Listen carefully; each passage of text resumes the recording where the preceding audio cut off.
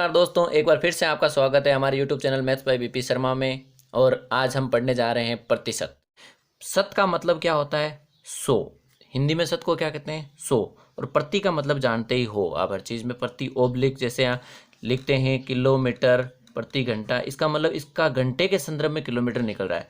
तो जो भी चीज़ निकलेगी इस पे प्रतिशत में, तो किसके संदर्भ में निकलेगी? 100 के संदर्भ में ही निकलेगी। हम प्रतिशत को बेसिक से स्टार्ट करेंगे और हाई से हाई जितने तरह के सवाल आ सकते हैं उनको अपन 7-8 फॉर्म में डिवाइडेशन करके अपन अलग अलग तरीके से इनको समझेंगे। तो अपन सबसे पहले नॉर्मल चीज़ को समझते हैं कि अपने को पूछ लिया जाता है 400 का 15% ज्ञात करो। आपको 400 का 15% ज्ञात करना है। इसका मतलब 400 का मतलब हो गया गुणा 15, प्रतिशत हटते ही नीचे क्या आ जाएगा? 100। और 2 जीरो से 2 जीरो कट गए और 15 को 400 इंटू करोगे तो 60 आ जाएंगे। अपन ने एक सवाल समझ लिया। अब दूसरा सवाल, 25/2 का x प्रतिशत 150 है। तो 25/2 का मतलब हो गुणा x, प्रतिशत हटते ही क्या आ जाएगा? 100 बराबर क्या आ जाएगा? 150। अब अपने को देखना है इसमें से जो चीज़ कट रही है उसको काट दो। 25 के पहाड़े से ये कितनी बार कट रही है? 4 बार। तो ऊपर क्या रह गया? x और नीचे क्या रह गया? 8 बराबर क्या हो गया? 150। ये इधर आएगा तो मल्टीप्लाई में होगा, या बराबर के चिन्ह से जो भी संख्या नीचे से ऊपर आती है वो इसमें क्या आ जाती है? गुणा में आ जाती है। तो x के बराबर क्या हो जाएगा? 150 इंटू 8। तो क्या हो गया? 15×8 120, 1200। ये उसके आंसर हो गए।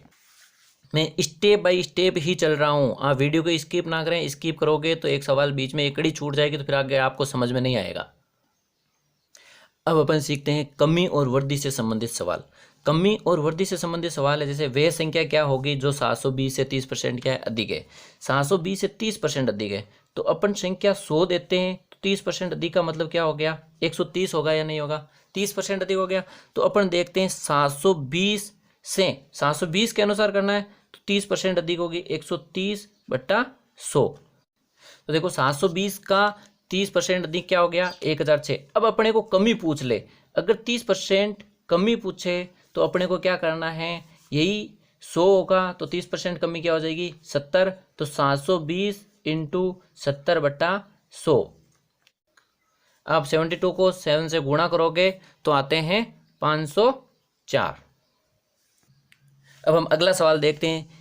यदि किसी भिन्न के अंश में 15% की वृद्धि करने और उसके हर में 8% की कमी करने से नई भिन्न ये 15/16 प्राप्त होती है तो मूल भिन्न याद करनी है। तो भिन्न अपने को पता है अंश बट्टा हर के रूप में ही होती है। अंश बट्टा हर के रूप में होती है। तो अंश में कितनी वृद्धि कर रहा है? 15। तो अंश क्या हो गया? 115। 100 के पीछे ही तो वृद्धि कर रहा है। और हर में कितनी कमी कर रहा है? 8% का कमी करने का मतलब 100 में से 8 घटाओ तो क्या रहेगा? 92। अब बराबर भिन्न क्या आ रही है? 15/16। अब देखो ये संख्या दोनों आपस में 23 के पहाड़े से कट रही है। ये कट रही है 4 बार और ये कट रही है 5 बार।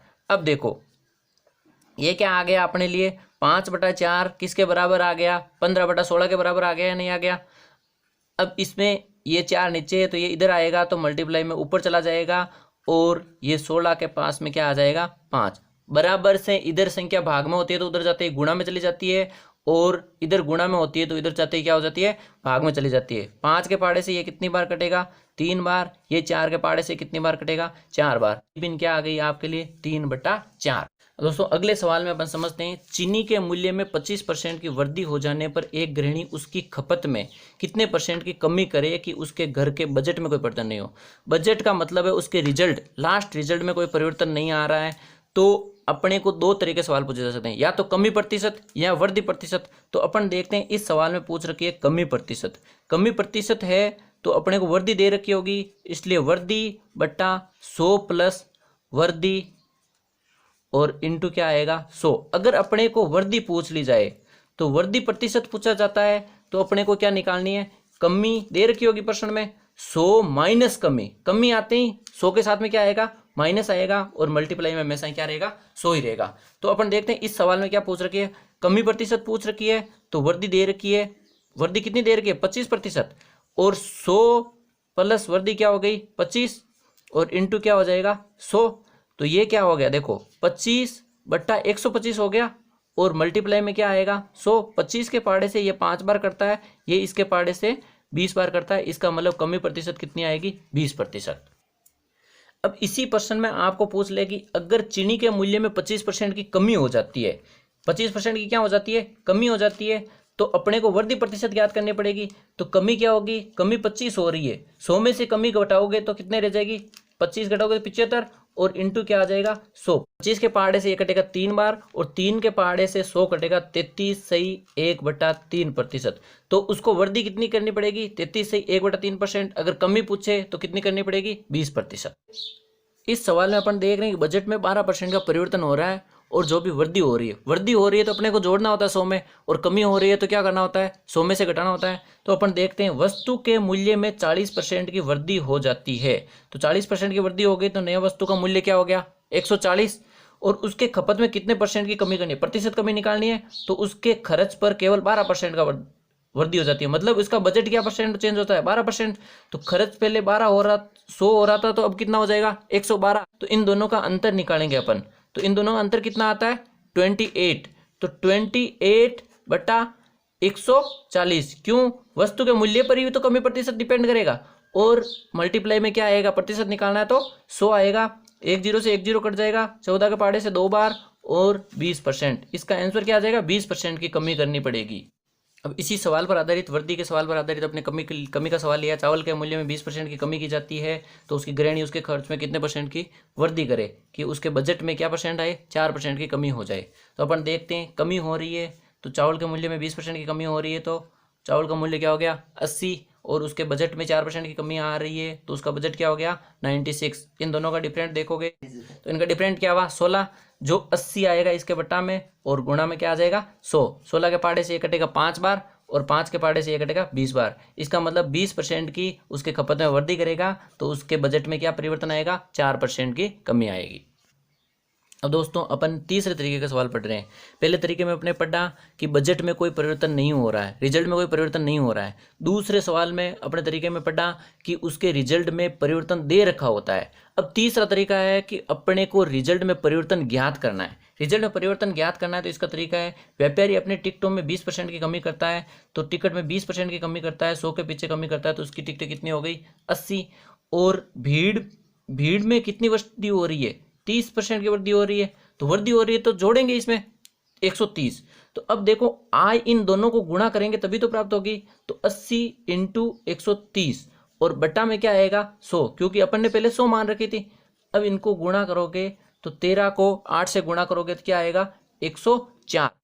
104 का मतलब क्या हुआ 4% की वृद्धि हुई है, क्योंकि 100 से कितना ज्यादा है ये 4, इसलिए इसके राजस्व में क्या परिवर्तन आएगा 4% की वृद्धि। अब अगला सवाल अपन समझते हैं। राम अपनी आय का 80% भाग खर्च करता है। यदि उसकी आय में 20% की क्या कर दी जाती है वृद्धि, तो खर्च में 20% की वृद्धि हो जाती है। मतलब वो आय बढ़ने के साथ में अपना खर्च भी बढ़ाता है, तो उसकी बचत कितने परसेंट में वृद्धि हुई। तो अपन देखते हैं उसकी आय पहले मान लीजिए कितनी थी 100, और आय 100 थी, तो आय में कितने परसेंट की वृद्धि हुई है 20, तो अब नई आय क्या हो गई 120। अब देखो जो कमाएगा वो खर्च भी करेगा और जो बचाएगा भी कुछ। तो अपन देखते हैं कि वो 80% भाग खर्च करता है, तो 80 खर्च करता है तो बचाता कितना है 20 बचाता है, बचाता है या नहीं बचाता है। अब वो बोलता है कि खर्च में 20% की क्या कर दी जाती है वृद्धि, तो 80 का 20% क्या होता है, 80 का 20% निकालते हैं तो आता है 16, तो 16 रुपये वो खर्च में बढ़ा देता है। तो अब आप खर्च और बचत को जोड़ करके 120 में घटाओगे, 80 + 16 + 20 - 120, 4 रुपये और बचेंगे या नहीं बचेंगे। तो इसका मतलब बचत में भी कितने बढ़ेंगे 4 बढ़ेंगे।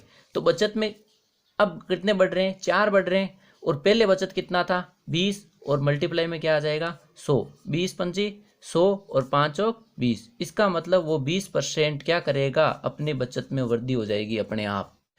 चीनी की कीमत 10% कम हो जाने पर एक उपभोक्ता 270 रुपये में 5 किलोग्राम चीनी ज़्यादा खरीद सकता है। तो कमी से पहले का मूल्य याद करना है।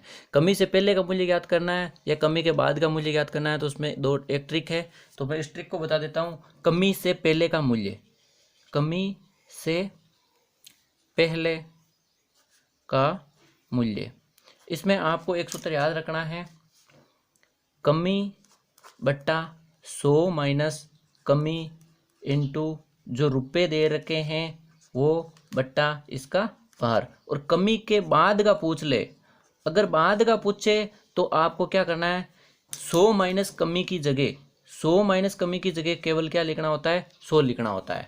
तो अपन इस सवाल में तो कमी के पहले का मूल्य पूछ रखा है, तो ये सूत्र लगाते हैं। तो देखो कमी कितनी कर रहा है, 10% की कमी कर रहा है, तो 10, 100 माइनस कमी क्या हो जाएगी, 100 में से 10 घटाओगे तो 90, और क्या हो जाएगा 270 रुपये, और 5 किलोग्राम ज़्यादा आता है। तो इस जीरो से इस जीरो कट जाएगा, 9 के पाड़े से 3 बार कटेगा, 5 के पाड़े से 2 बार कटेगा, तो 3 दूनी क्या हो जाएगा 6 रुपये। कमी से पहले का मूल्य क्या हो गया 6 रुपये। ये तो अपन ने देखा कमी से पहले का मूल्य, इसको प्रारंभिक मूल्य भी कहते हैं। कोई कोई प्रश्नों में देर का होता है प्रारंभिक मूल्य। अब अपने को पूछे कमी के बाद का मूल्य, तो कमी दे रखी होगी, तो कमी तो 10 दे रखी है, और कमी के बाद में आपको क्या दे रखा है, देखो 100 माइनस कमी नहीं लिखनी है, 100 लिखनी है, और रुपए हो जाएंगे 270 बट्टा क्या हो जाएगा 5, ये जीरो से ये जीरो कट जाएगा, ये जीरो से ये जीरो कट जाएगा, इसका भाग दोगे तो क्या आएगा 5.4 रुपये। इसका मतलब ये वर्तमान मूल्य क्या हो गया 5.4 रुपये, क्या है वर्तमान मूल्य है ये। तो इस सवाल में मैंने कमी से पहले, इसको बोलते प्रारंभिक मूल्य और वर्तमान मूल्य, दोनों ज्ञात करने होते हैं, दोनों मैंने तरीके साथ में बता दिए हैं, ध्यान रखना। इन प्रतिशत की स्टैंडर्ड फॉर्म से इन सवालों को आसानी से हल कर सकते हो। जैसे 10% को आप क्या लिख सकते हो, प्रतिशत हटता है तो 10/100 आता है, तो 1/10 हो जाता है, 1/10 होता है 3, इसका क्या हो जाएगा 30 का 3/10 हो जाएगा। 50 को आप चेंज करोगे तो 5/10, या आप इसको लिखते हो 1/2 भी, ये क्या हो जाएगा 7/10, ये क्या हो जाएगा 9/10। अब आप 10% को कैसे याद रखोगे, 1/10, 30% को 3/10, 50% को 1/2, 70% को 7/10, और 90% को क्या रखोगे 9/10। अब अपन देखते हैं 20% को, 20% का क्या होता है 1/5, चेंज करोगे तो अब 20 का डबल हो रहा है, तो इधर भी डबल होगा, तो 1/5 का डबल क्या हो जाएगा 2/5। ये 20 का 3 गुना हो रहा है, तो इधर भी क्या हो जाएगा 3/5। ये 20 का 4 गुना हो रहा है, तो इधर क्या हो जाएगा 4/5। अब देखो 100% को अपन क्या लिखते हैं 1/1 लिखते हैं या नहीं लिखते हैं 1/1, तो इसका आधा होगा, तो 100 का आधा 50 हुआ, तो 1/1 का आधा क्या हो जाएगा 1/2। 100% 1 होता है, 50% 1/2 होता है, तो 50 का आधा 25 हुआ, तो 1/2 का आधा क्या होता है 1/4। 25 का आधा क्या होता है 12.5, तो इसका आधा होता है 1/8, और इसका आधा होता है 1/16, और इसका आधा होता है 1/32। अब अपने को 3.125% दे तो आप उसकी जगह क्या लिख सकते हो 1/32। 6.25 दे देते हो, इसके अनुसार आप क्या लिख सकते हो 1/16।